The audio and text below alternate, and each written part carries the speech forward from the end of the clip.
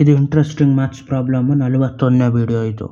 ಇದರಲ್ಲಿ ಏನು ಅಂತ ಕೊಟ್ಟವ್ರು ಇವಾಗ ಫಸ್ಟ್ ಈ ಥರ ಕೊಟ್ಟವ್ರು 1/11.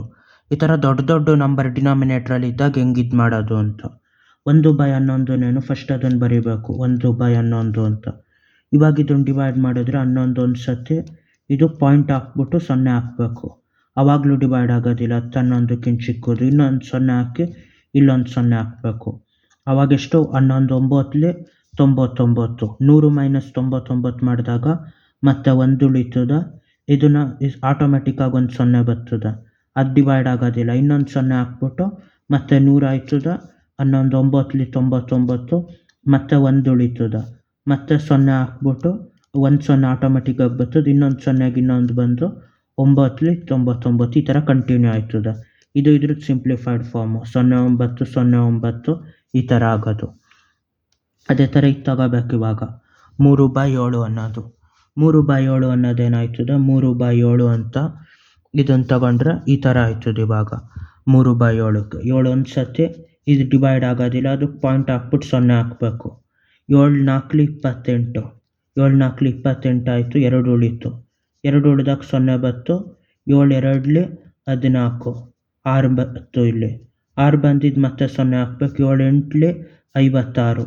56 ಕಳೆದ್ರೆ 4 ಉಳಿತು. ಮತ್ತು ಇದು 7 5 35.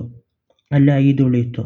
ಅದೇ ಥರ ಇನ್ನೊಂದು 0 ಬಂದಾಗ 7 7 49 ಆಯಿತು. 1 ಉಳಿತು 50ರಲ್ಲಿ. 7 1 7 ಹಂಗೆ 3 ಉಳಿತು ಇಲ್ಲಿ. ಇದು ಕಂಟಿನ್ಯೂ ಆಗ್ಬಿಟ್ಟು ಬರೋದು. 0.4 2 8 5 7 1 ಈ ಥರ ಕಂಟಿನ್ಯೂ ಆಯ್ತದೆ. ಅದೇ ಥರ ಇದನ್ನು ಒಂದು 3 4 ಮಾಡಬೇಕು. ನಾನು ಸ್ಪೀಡ್ ಬರಲಿ ಮಾಡೋದು ಅಭ್ಯಾಸ ಆಗಲಿ ಅಂತಂಗೆ ಮಾಡಿದ್ದೀನಿ. 15/22 ಇದು ಯಾವ ಥರ ಆಯ್ತದ 15 / 22 ಇಲ್ದ್ರ 22 ಒಂದು ಸತಿ ಅದು ಪಾಯಿಂಟ್ ಹಾಕ್ಬಿಟ್ಟು ಇಲ್ಲಿ 0 ಹಾಕಬೇಕು. 22 5 110. 22 6 132. 22 7 154. 7 ಆಗೋದಿಲ್ಲ, ಅದಕ್ಕೆ 6 132 ಆಯ್ತದೆ. 18 ಉಳಿತದೆ. 18 ಉಳಿದಿದ್ದು ಇನ್ನೊಂದು 0 ಹಾಕ್ಬಿಟ್ಟು 22 7 154.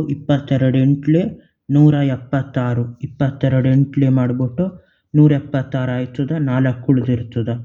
ಇವಾಗ 22 1 22 ಮಾಡಬೇಕು. 1 22 18 ಉಳಿತು. ಮತ್ತು 180ಕ್ಕೆ ಎಷ್ಟು ಆಯ್ತದೆ 22 7 154. 22 8 176. ಮತ್ತು 8 ಆಯಿತು 176. 40 ಉಳಿತು. ಇದು ರಿಪೀಟ್ ಆಯ್ತದೆ. 1 ಮತ್ತು 18 ಉಳಿತದೆ.